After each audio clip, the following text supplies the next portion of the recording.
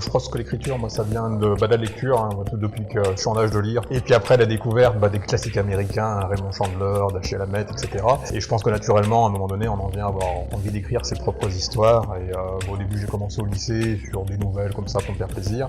Et quand j'ai décidé de reprendre l'écriture il y a 4-5 ans en arrière, le premier challenge, c'est de dire est-ce que je peux faire un roman? Parce qu'entre une nouvelle et un roman, c'est pas la même chose. Et puis après, c'était le deuxième challenge, j'arrive à faire un roman, tente l'édition, tu verras bien, au moins pour avoir un retour, entre guillemets, critique par rapport à ça.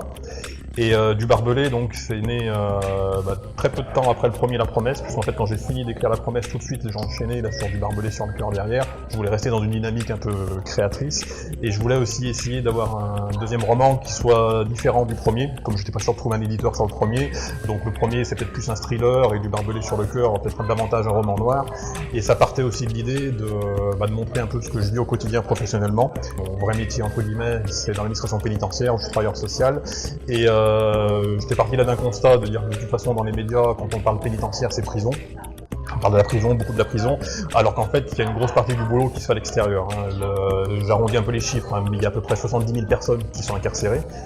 À l'extérieur, on est sur 170 000, donc il y a 100 000 personnes de plus en fait à l'extérieur qu'en détention. Donc en fait, la plus grosse partie du boulot, c'est vraiment à l'extérieur et c'est quelque chose qu'on connaît pas du tout. Voilà, faut savoir qu'il y a beaucoup de gens, effectivement, beaucoup plus de gens sous main de justice à l'extérieur qu'entre les murs. Et je voulais montrer un petit peu ça, voilà, sur les parcours de délinquance aussi, de façon plus générale sur les choix de vie, et puis montrer à travers les deux personnages principaux entre guillemets, Driss et Serge, comment on pouvait arriver dans la délinquance et comment on pouvait en sortir, est-ce qu'on pouvait en sortir ou pas.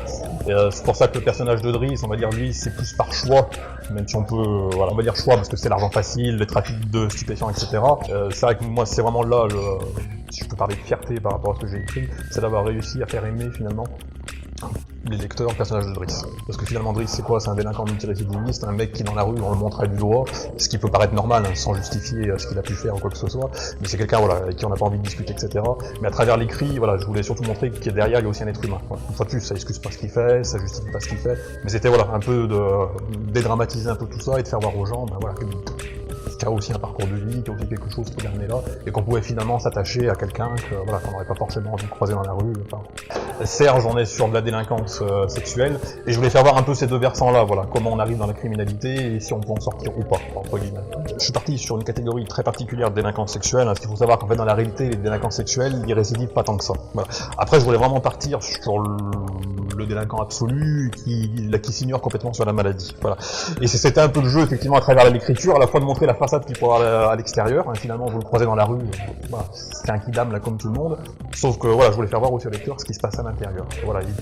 Tout le mécanisme qu'il y a à l'intérieur, sachant que lui-même, Serge, c'est le premier à s'ignorer aussi. Autant il y en a qui à un moment donné prennent conscience de leur maladie, même s'ils n'arrivent pas à la combattre, mais ils en prennent conscience. Serge, il est dans un déni total par rapport à ce qu'il est. Et effectivement, c'est un peu comme mettre la caméra à l'intérieur de sa tête, et puis qu'on arrive à le suivre un petit peu, pour pas être berné sur la réalité. Quand je dis qu'il s'ignore, c'est qu'il veut. Pour lui, les pulsions qu'il a, il estime que tout le monde peut avoir les mêmes. C'est juste sur la notion de l'interdit.